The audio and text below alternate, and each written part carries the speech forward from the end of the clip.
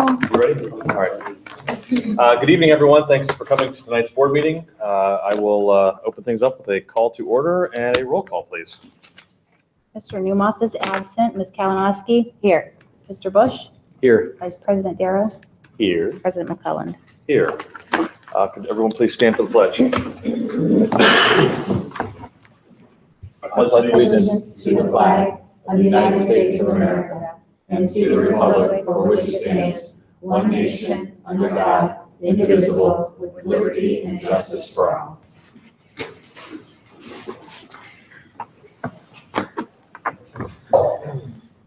Any corrections or additions to tonight's agenda? I think we have one. We have an addendum agenda, and then we also have an elimination of an agenda item under the general business section of the superintendent's report. We're removing the Orlando field trip for student conference. The conference for high school students was canceled due to the hurricane. So with that change, and I guess I need a motion to approve the agenda, the addendum. Do I have a motion to approve that? So moved. Second, Mr. Darrow. Roll call, please. Ms. Kalinowski? Yes. Vice President Darrow? Yes. Mr. Bush? Yes. President McClelland? Yes. And with that addendum added, could I get a motion to approve tonight's agenda? So moved. Mr. Darrow, Mr. Bush. Roll call, please. Vice President Darrow? Yes. Mr. Bush? Yes. Ms. Kalinowski? Yes. President McClelland? Yes. That brings us to discussion items A through D. Mr. Sawyers. Ms. Jenkins, are you doing policy? Sorry, I'm still writing here. Oh, Ms. Jenkins. Yeah, these are my policies. Most of the policies are really just on here to either be in compliance with Ohio Revised Code, Auditor of State's Office, or IRS rules. Of note, the investment policy, the major change there is it's in line with Ohio Revised Code, but it actually increases the amount that the district could invest in commercial paper. It moves it from 20% up to 40%. However, I've left in the part that it would take 2/3 majority vote by the Board of Education to invest in those items. And just so you know, the treasurer or whoever is investing for the district has to have special training for that, which I do have, but not interested in taking that much risk. So I left it at the 40%, but that the board would still have to approve it 2/3 majority. Student fees, just as codifying what we actually do in collecting fees. Purchases, the big change there, and again, this is in line with Ohio Revised Code, is increasing the amount that we would have to go out and get actual bids for, and that's increasing it from $25,000 to $50,000. Grants, that's just, the federal grant policy is just in line with Ohio Revised Code and federal law. Use of credit cards, again, this is codifying what we currently do, making sure that we have a policy in place that does not allow cash withdrawal transactions from purchases or credit cards, which we don't do anyway, but now we have a policy that says that. Travel and reimbursement, again, that's IRS. Fair Labor Standard Act is federal law that we are being in compliance with. And the system of accounting, again, is Ohio Revised Code, Auditor of State. And it's just saying that we're using the appropriate system of accounting, which is Uniform School Accounting System. This is just first reading. Any questions on any of these policies? Okay, thank you. 5-year forecast. Ms. Jenkins. Unless somebody else wants to do it.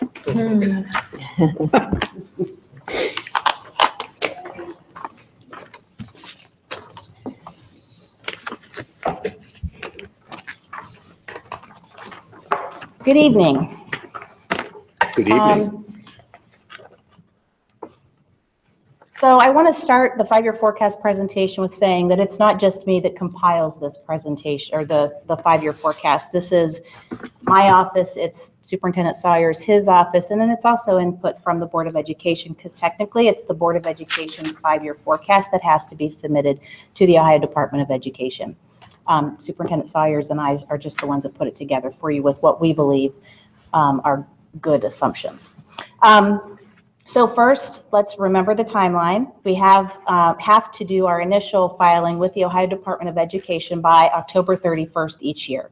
Then we have to do an update in May. So I'm going to be back in May. Even if nothing changes in the forecast, we have to do another update filing with the Ohio Department of Education by May 31st.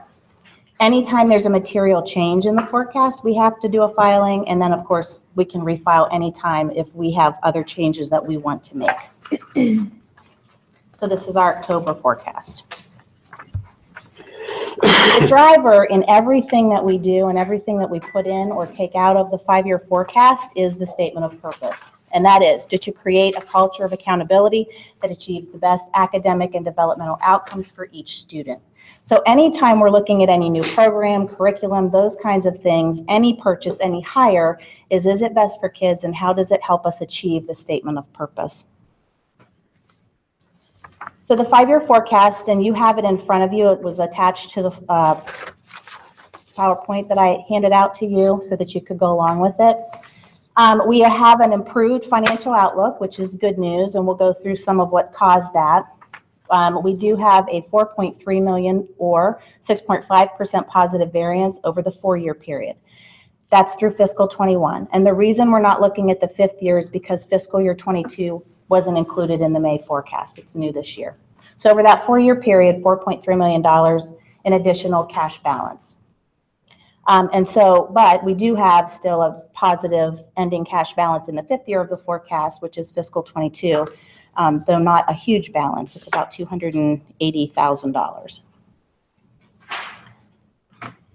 I want to remind everyone that we did talk about at the end of the last fiscal year, which was June 30, 2017, that we had some variances.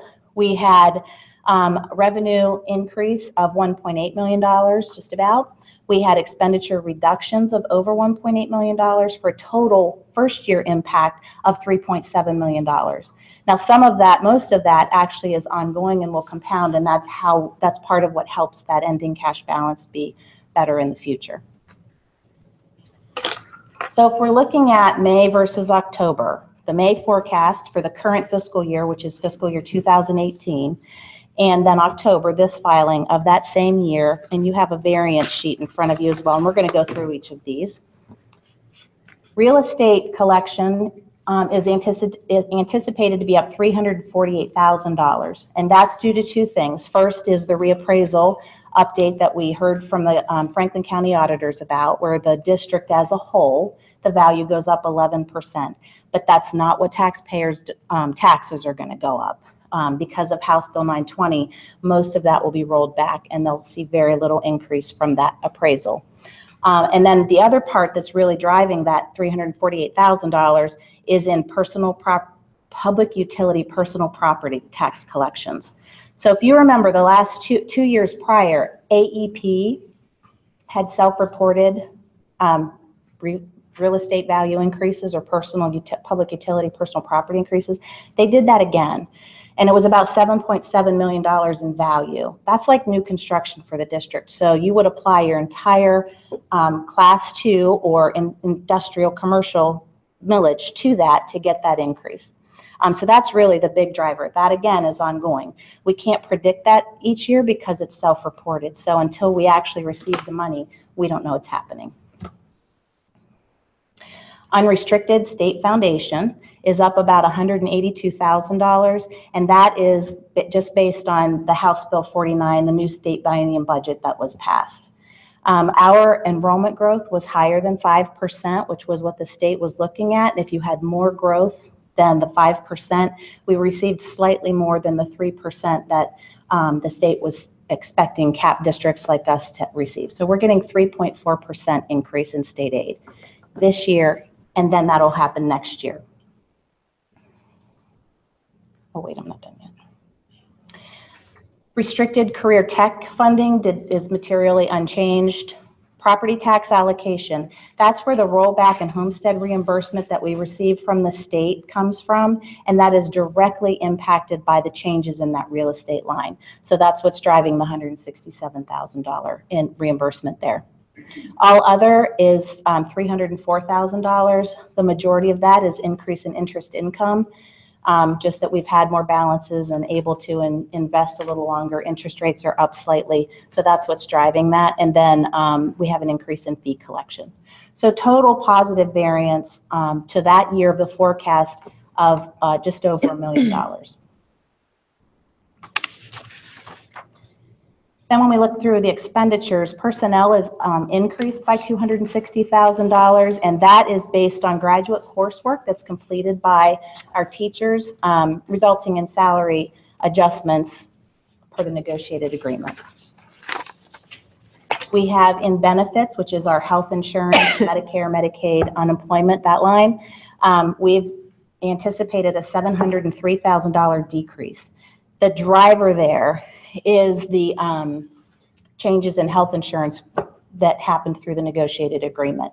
So if we remind everyone, in January 1, 2018, we will no longer have a traditional preferred provider organization health insurance plan.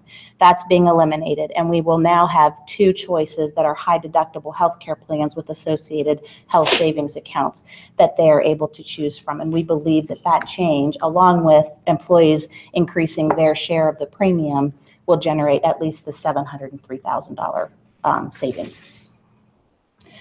Purchase services, again, materially unchanged. Materials and supplies is up $487,000. Two things are driving that. First, when budgets are submitted, things like graphing calculators might be in purchase or in capital outlay, but because they don't really meet the requirement, they're only like $100, so they're not the $500 limit that we put in place. We've moved those and reclassified those to be materials and supplies. And then the other driver is curriculum materials that we're buying. If you remember last year, we did pre-K through 5 math curriculum, which was about $115,000, I believe, for the materials that we needed, and that's now in place. So this year, we're actually looking at 612 math curriculum and world language curriculum. So that's in this line as well, and it would not have been in the May line because that all happened pretty late in the year last year. Then capital outlay is increased $893,000, $893,714. So part of this, well, all of this is related to the $1.17 million that is associated with the district's capital 5-year plan. Michael and I discussed this, and because we can't assume that issue 42 will pass, and yet we have identified capital needs, we believe that they should be incorporated into the 5-year forecast. So a total increase in the current fiscal year of just over $1 million. And again, the majority of that is driven by that capital outlay.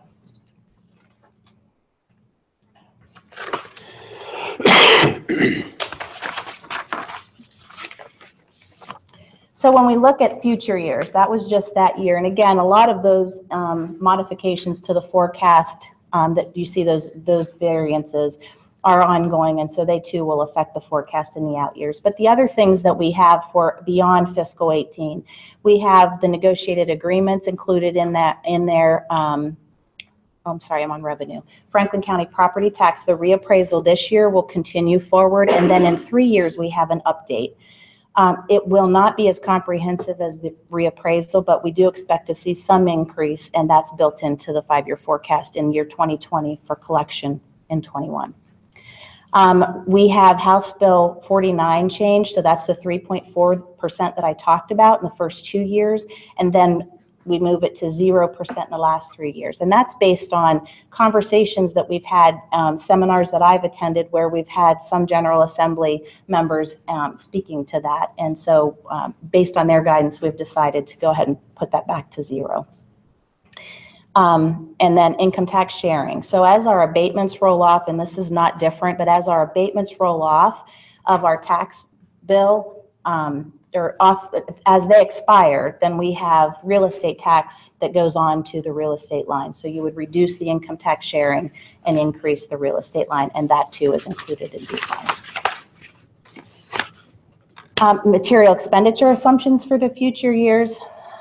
We do include every year that we've projected for both the teacher and classified negotiated agreements. New staffing projections are included. When I say new, that means new FTEs. It doesn't mean they've changed from what they were in the forecast. Those new staffing projections are all based on enrollment growth projections.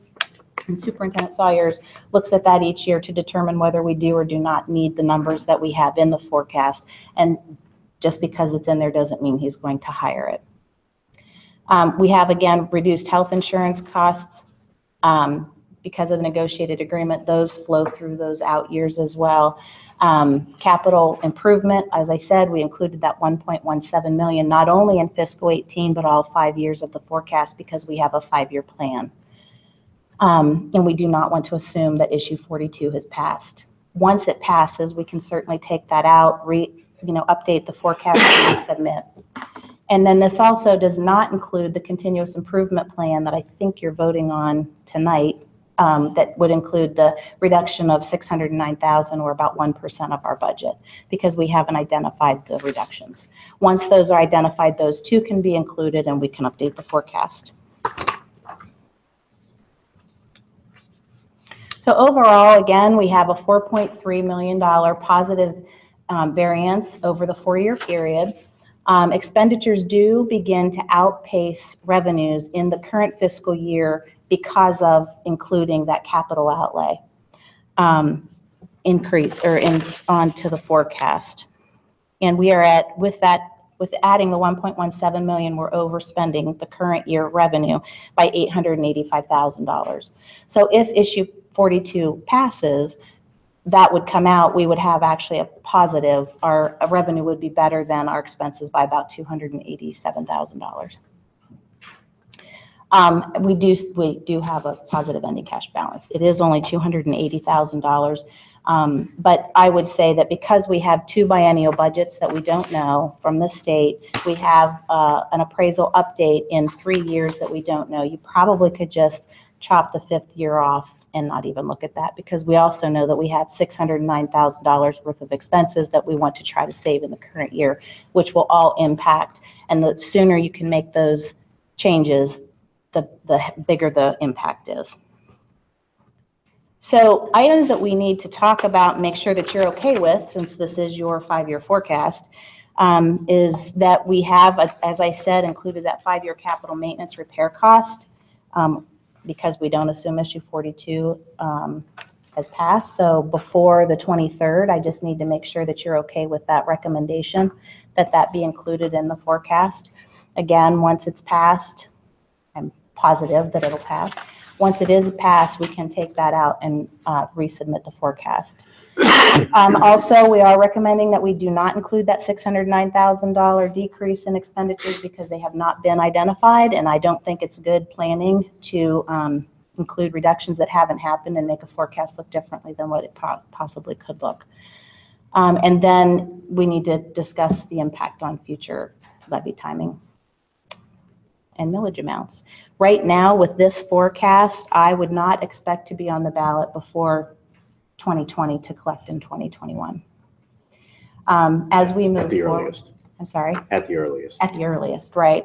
The board has to have ongoing discussions. We don't need to start those right now, but probably in a year, we need to start talking about when do we want to go on the ballot? What does the 5-year forecast look like? How long do you want that levy to last? Is it 2 years, 3 years, 4 years? And then decide what millage that would need to be. But right now, all things being equal, I would expect at the earliest, you're right, 2020.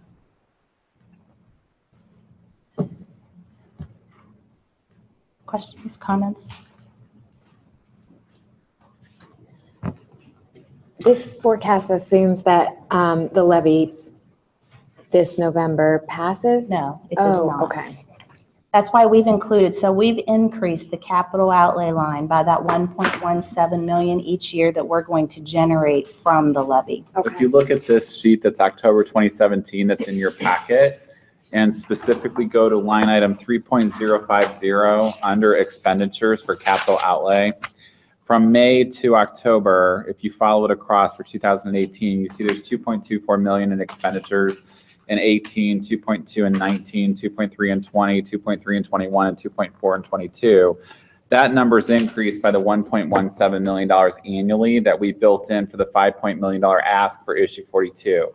So it's incorporated into, and it's the first discussion point that Becky's asking you to actually have attention to, is that you agree that given that we went through the process to identify the permanent improvements that are required within the school district that pose potential liability to us for infrastructure replacement, i.e. the roofs, the buses replacement, the technology infrastructure, heating and cooling specifically at the buildings, and the safety and security mechanisms, that those should be embedded into now the 5-year forecast. So we've taken that 5.8 million and we've line itemed it into 3.050 from May to account for the fact that those liabilities have to be paid for. Roof's the easiest one to talk about. We're going to have to replace the roof at the high school. There's multiple buildings from A through K across the campus because it's 23 years old. So much like our conversations previously about your house, your roof's going to have to be repaired. There's sections of the high school roof that we have to replace within the next 24 months. So we have to plan for that within the forecast. So we're recommending that 5.8 million gets embedded into the current forecast pending the outcome of issue 42. Well, the expenses are in the forecast, the revenue is not. Right. Correct. Correct. Only Well, and the expenses. revenue will never be in the forecast. It's permanent improvement money. It has to be set aside in a completely different fund. Right. So you're never going to see that money in the general fund because it can't be used for general fund purposes. It can only be used for those items that are at least 5 years or longer, have a use that their useful life is that long. You can't use it for salaries, benefits, the curriculum adoption, because they're materials that don't last 5 years. So you're not going to see that. If we pass that levy, what you'll see is we're taking those $1.17 million in expenses out, and that would go into that other fund, permanent improvement fund. And it is for a 5-year period. I want to keep saying that over and over because legally, it's called a permanent improvement levy because you're permanently improving items, but it's not a continuing levy. It's a 5-year. We've asked for a 5-year levy. The other impact is represented in line 6.010 for total expenditures or for excess of revenue and other financing sources. So if you look at that in fiscal 18, now in the October draft, we're $885,000 into deficit spending. And it's in result of adding the 1.17 million into capital outlay. So when you added the additional expenditure with no revenue offset, it decreases the increases the excess of revenue versus the excess of expenditure versus the revenue, and now we're $885,000 in the red. That is the capital outlay. So we are now deficit spending this year because of our inclusion of the 1.17 million. I just want to make clear, we're not $885,000 in the red. No. We're spending spending $885,000 more than we take Correct. in the current year. That's not the bottom line. So this is one of the complications of the funding process and the cash accounting basis as opposed to accrual accounting, et cetera, et cetera, et cetera. That you love so much. That I love so much. But a key point to put in here, we have the May forecast, which showed a deficit spending of $926,000 for fiscal 18. For fiscal 18 in the October forecast, we have deficit spending of $885,000. What gets lost in there, I think, is we saved $1.7 million in spend last year, but because we added Yes. $1.17 0.17. million in known expenses, it offset that, so we still show deficit spending. Correct. That is correct. Well, again, we're showing deficit spending because we don't have the results of the levy yet. Correct. So my question to you is this. You can look at line 6, you can look at line 7 with the ending cash balance, and it's as you mentioned, we still have a positive cash balance going into year 5. But if the levy passes, when the levy passes, thank you. What does that do? What does that do to our forecast? So we would still deficit spend next year, fiscal 19, but it takes it down from $2.4 million to just under $1 million. And that would include that levy plus the reduction, the $609,000 in reductions of expenditure based on the CIP goal. But for both of those items, we still deficit spend in the second year. In the Because second year, you're but not taking- this year. Not this year. And what does it do to our 5-year forecast ending balance?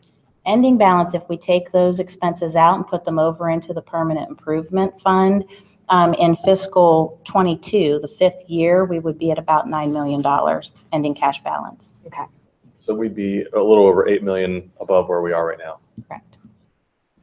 which I guess probably would lead into the whole idea or discussion about a potential future levy. But at that point, I mean, we're talking about it being in a much better financial position to allow us flexibility really in determining when, how much. Right.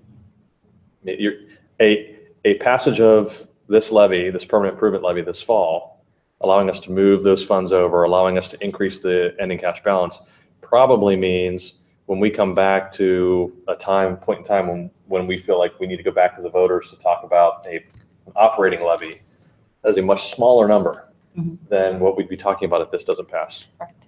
Particularly considering the $5 million additional of capital expenditures that we know we need to make. So I want to get back to one of your opening comments about the budget. It's compiled by the treasurer and superintendent based on, with input from others. But I just want to clarify that it's based on hard data, right? We It's what we know. start with what we absolutely know. We Absolutely. start with what our salaries and wages picture is, what we know it to be. We start with what our expenses, what we know them to be. We add in what we know are future expenses and future revenue. Then we have to make a series of assumptions about what may happen, right? And we try to make those assumptions and we update them regularly. That's why this is updated at least twice a year and whenever we find out new information. So it's not just that we get together and we talk about it and figure out what it's going to be. It's really, this really is based on hard data and valid assumptions. And we challenge those assumptions. We do look backs to see how accurate were we, and we work to improve accuracy every year. Is all of that Correct. true? That is correct. Don't estimate what you can calculate. So we calculate as much as we can. Part of it's art, part of it's science. We look at historical trends, we look at what's going forward, but I would say the majority of what's in this forecast, at least in the first 2 years, are what we know. Okay. Now the out years, Well, the further out you go, yeah, anybody's becomes- guess. Who knows what the state's going to do? I have no idea what the economy is going to do. So what does that reappraisal update look like? I don't know. I can only look at historical trends and what we think we see coming. But that is correct. Another thing that I've noticed looking through the spreadsheets is one of the targets of the task force. Well, a couple of them were to reduce the rate, significantly reduce the rate of health insurance expense. That is down substantially to the tune of millions of dollars over the course of the 5-year forecast. That's correct, because that 700,000 is compounding. Is compounding, right? So that's been accomplished. The new negotiated agreements changed the trajectory of salary and wage growth. So when I looked at it overall, it looked like our expense growth had declined in the long term by about 30%. Is that accurate? That is correct. Yes, we've gone from about 5.5% increases, at least in the salary line, that's the driver, to a steady 4%. And that assumes achievement of goals Correct. as well. So there's a significant portion of that is variable, that is not guaranteed. There is $675,000 in the 5-year forecast for all employees. That's performance. Right, salary at compensation. risk, so that's also incorporated. When Becky goes back to the point that she had on the last slide, or the second to last slide, that the elements of the new negotiated agreements that were negotiated with the teachers and non-teaching staff, that's incorporated.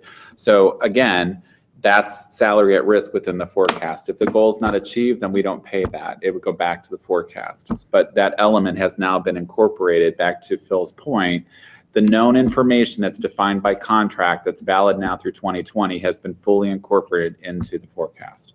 So we put in every, back to Becky's point, don't calculate or don't estimate what you can calculate.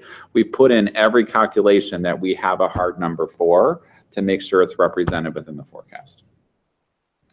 The other piece that I think is important, and it's where Phil started his conversation, his first point that he's made, the $1.7 million in savings that was had last school year, either through reductions or due diligence of staff within the school district, gets lost when you're looking at this forecast, because we've embedded the $5.8 million in relationship to the liability for potential capital repairs and replacement within the school district itself. But when you look at the cash on hand, or the cash balance June 30th and the final average cumulative balance on 12.010 and compare it from May to October, there is significant improvement, but you don't see that in the specificity of the detail, to Phil's point, because of what we've done to actually true up the 5-year forecast and put in the known calculations.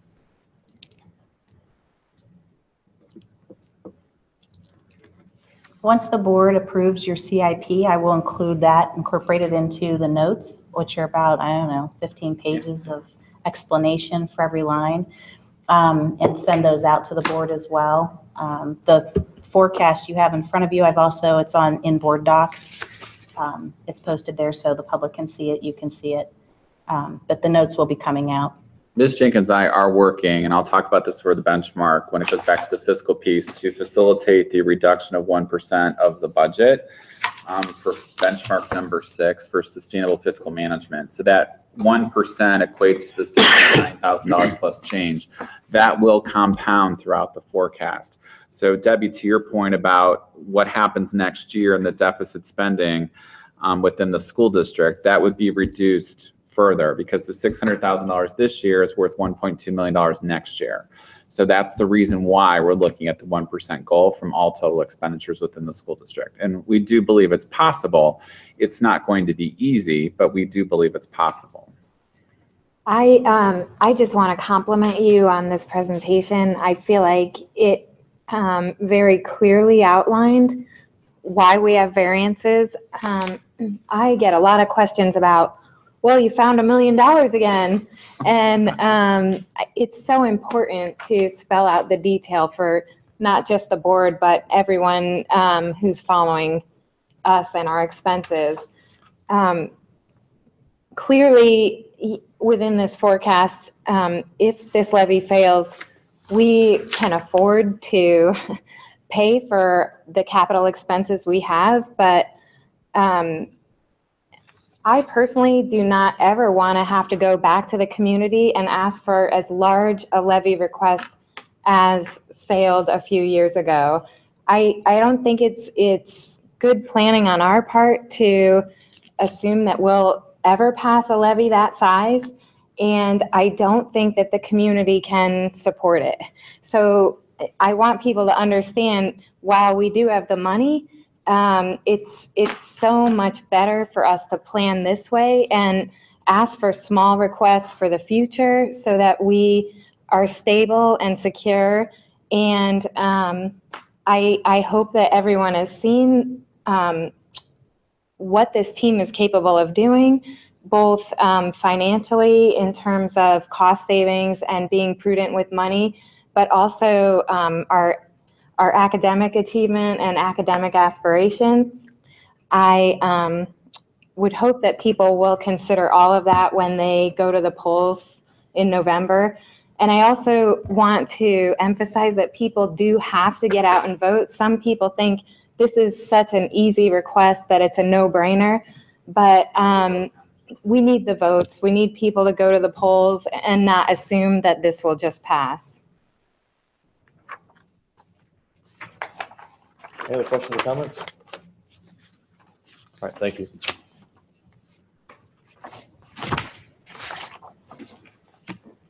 The next discussion item is the issue 42 permanent improvements levy. Mr. Sawyers. So Ms. Jenkins and I added this to the agenda just as a follow-up to the presentation on the 5-year forecast. So Debbie just actually made one of the comments. I know we're actively working behind the scenes to provide information and work with the public volunteers throughout our community, which we're very grateful for, and supporting issue 42. But I would just echo what Mrs. Kalinowski said. Every vote matters, and please recall that 2.5 mills is rolling off January 1st, 2018. We're requesting to retain 1.25 mills for the purposes of capital repair and replacement on the school district. The 5 categories are safety and security, school roofs, technology infrastructure, transportation, and heating and cooling. So as Ms. Jenkins said in her presentation for the 5-year forecast, the money that would be generated through issue 42 goes to a protected fund and can only be used for capital asset repair and maintenance, that for an asset that's greater than 5 years on the school campus with a value greater than $500. We're happy to continue to meet with friends within our community to answer questions. I talk to someone just about every single day, but I would encourage Board of Education members and or our community at large to continue to forward questions or have conversations with community members to answer those questions in preparation for the ballot issue on November 7th. 2 things that constantly come up with me is, one, is it based on the house valuation as of this year or as of January? As of this year. Yeah. Current home value. Current home value. So when we send all of that information to the Auditor of State's office, they're using current year values when they're certifying the amount of money that's being collected. So the home values aren't really going up. I know people got statements, but they're not really going up until January 1st. And so so this current year is the year that the levy is based on. And then people feel it's important that we emphasize that because we didn't ask for the entire amount that we would be spending for capital outlay, there still will be a refund based on the issue that's rolling off in January. So we have 2.5 mils of debt millage rolling off, and we've asked for 1.25. So the debt millage collects just over $7, almost $8 per $100,000 in home value per month. The 1.25 is just about $4. So there is that difference. The other point that I would make, and it's to your comment that we only asked for 1.25 mils, please recall in the conversations with the Board of Education, and we've been very transparent about this, there's an additional $1.3 million already built into the general revenue fund annually so that we do not have to ask taxpayers for the full amount. We reduce the ask based upon our current budget, the fiscal responsibility that we've demonstrated, and what we believe we can actually support in the 5-year forecast based upon general revenue fund dollars. So there's a dual relationship between funding for capital repairs and replacements. There's still money in our general revenue fund because we will spend more than $5.8 million in the next 5 years on capital repairs and replacements across the school campus. It's a great question. Just a comment or two. We spent a lot of time already today and over the last couple of years working hard to save a lot of money. It's meaningful dollars. $1.7 million last year. Significant savings that are ongoing, reduce the rate of growth. We take all tax requests seriously and all spending of community taxpayer monies very, very seriously, which is why the ask is half of the amount that's rolling off. Trying to continue to be responsible. I think at the end of the day that the board and the administration and the entire staff, the entire district has earned the trust of the community, and we ask that trust be rewarded in November. So. Fair. Okay. Thanks, Phil.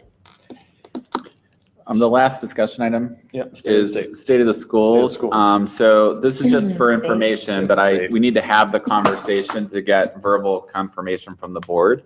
The State of the Schools address is going to be on Monday, October 23rd, 2017 at 6:30 p.m. at the McCoy. That is your regular business meeting evening for Board of Education purposes. So I need your 6:30 p.m. regularly scheduled meeting moved to 5:30. Okay. So Monday the 23rd. So Mr. McClellan and I, when we went through the calendar, chose the board meeting deliberately because you will attend State of the Schools. So we would just like to have the business meeting begin at 5:30 p.m. I just need to know that there's confirmation that a quorum can exist. I'll be there. Yes. Bells on and all. All right. Thank you very much. We'll publicly advertise the change in time.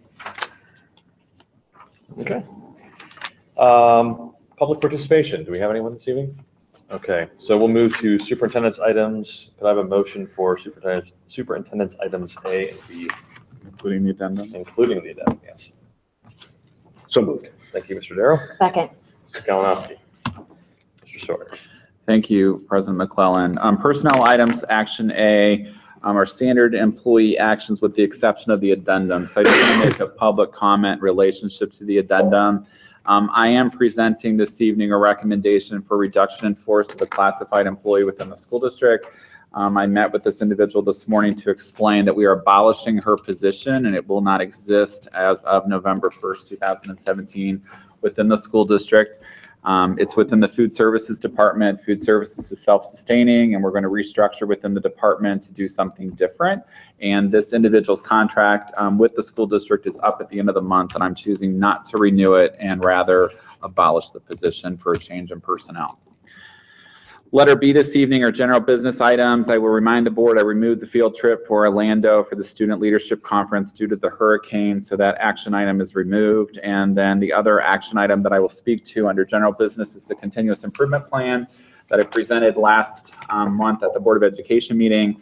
We have confirmed the 7 benchmark goals for the school district, focusing on increasing academic achievement, closing the achievement gap to guarantee there's a year's worth of growing for every student within the school district, continue to excel within the graduation requirements to demonstrate kids leaving Albany High School or college and career ready, and at the same time demonstrating fiscal responsibility and sustainable fiscal management, as well as enhancing school culture, either through community engagement, social well-being programs for students, and or survey information. So I'm not going to go through the 7 benchmarks again. We did that at the board meeting last month. Public's welcome to view that online from the September Board of Education meeting if anybody wants the details of all 7 benchmark goals that are specifically being put in place. These will become the driver for the employee eligibility for performance-based compensation. That will be benchmark number 1, and increasing overall student achievement from number 38 in the state of Ohio to number 32 or better, based upon the 2018, when it's released, local report card next September. But benchmark 1, after board adoption this evening, will be formally communicated district-wide to all employees that that is the goal that's required for performance-based compensation, in addition to the R-Factor modules that I've discussed individually with Board of Education members. So those 2 elements will be the performance-based compensation pieces that are built into the forecast. You must achieve and or complete the modules assigned in order to be eligible for the performance-based compensation. Are there any questions on the CIP or any of the action items? Just again, a couple of comments and reminders. This would now be the 2nd year in a row that our continuous improvement plan is based on objective, verifiable, numerically based outcomes, as we committed to when we first established our statement of purpose. There are elements that include academic and developmental outcomes, and it's important that we continue to hold ourselves accountable in this way. Also, another reminder that we set a goal to improve 6 percentage points on the state ranking, and we got in 5 years, and we got 4 of them in more than 4 of them, those percentage points in the first year. So continuing improvement and expecting at least another full point is a big deal. So that's about it. I think it's good stuff. Great work. It's a team effort. It's definitely a team effort. From the board through the entire staff and to our students, and Yep. some of whom just left because they were here for government this evening. And they've had enough government. It takes everyone to make this happen, but it's all for the right reasons. There's 5,000 on this campus every single day. Absolutely. Exactly. Any other questions or comments? If not, I will take the roll call, please. Vice President Darrow? Yes. Ms. Kalinowski? Yes. Mr. Bush? Yes. President McClelland? Yes. And with that, it brings us to adjournment. Could I have a motion, please? So moved. Second. Mr. Darrow. Roll call, please. Mr. Mr. Bush? Yes. Vice President Darrow? Yes. Ms. Kalinowski? Yes. President McClelland? Yes, and we are adjourned until 5:30 PM on the 23rd for our next meeting. And then the state of the schools. Thank you.